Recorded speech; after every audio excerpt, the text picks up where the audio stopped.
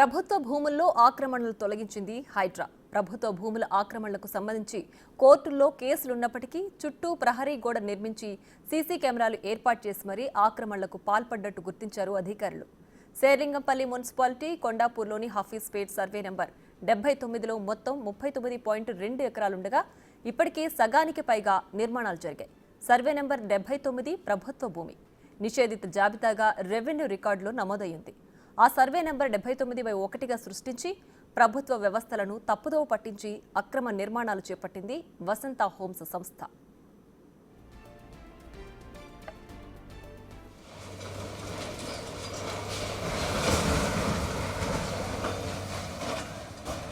ఇప్పటికే 19 ఎకరాలను కాజేసి ఇళ్లు నిర్మించి అమ్మేసింది. ఖాళీగా ఉన్న 20 ఎకరాల ప్రభుత్వ భూమిలో ఆఫీస్తో పాటు పలు షెడ్లను ఏర్పాటు చేసి వివిధ సంస్థలకు అద్దెకిచ్చింది. వసంత హౌసింగ్ కంపెనీ ఈ భూములపై సుప్రీంకోర్టులో ఎంతో కాలంగా CS 14/58 అనే వాద్యం పెండింగ్లో ఉంది. కోర్టు ఆదేశాలను ధిక్కరిస్తూ అక్రమ నిర్మాణాలు చేపట్టి వివిధ సంస్థలకు అద్దెకిచ్చారు. ఈ భూములపై కేసులున్నాయి. ఎలాంటి నిర్మాణాలు చేపట్టకూడదన్న నిబంధనలు కూడా ఉన్నాయి. అయినా సరే పట్టించుకోకుండా నిర్మాణాలు సాగించినట్లు తెలుస్తోంది.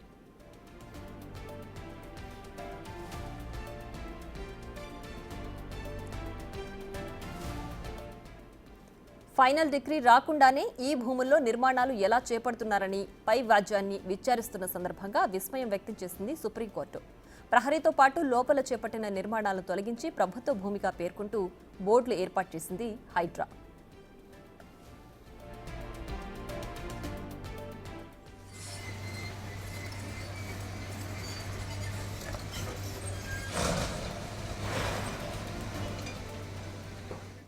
అసలు ఇదంతా ఎలా బయటపడిందంటే కొందరు క్రికెట్ ఆడే యువకుల వల్ల.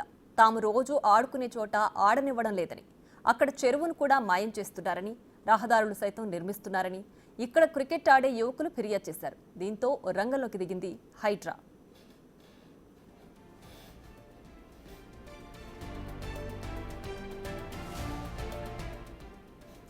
షేక్పేట్ మండలం రాయదుర్గం దర్గా దగ్గరలోని సర్వే నెంబర్ 5/2లో క్షేత్రస్థాయిలో పరిశీలించిన హైడ్రా 39 ఎకరాల వరకు ప్రభుత్వ భూమిలో ఆక్రమణలు జరుగుతున్నట్లు నిర్ధారించింది. ఒకవైపు అక్కడ ల్యాండ్ గ్రాబింగ్ కేసులకు సంబంధించి బోర్డులున్నా కూడా మరోవైపు ప్లాట్ల కొనుగోలుకు సంప్రదించాల్సిన ఫోన్ నెంబర్లతో సహా బోర్డు ఏర్పాటు చేసింది నార్నే ఎస్టేట్స్ సంస్థ.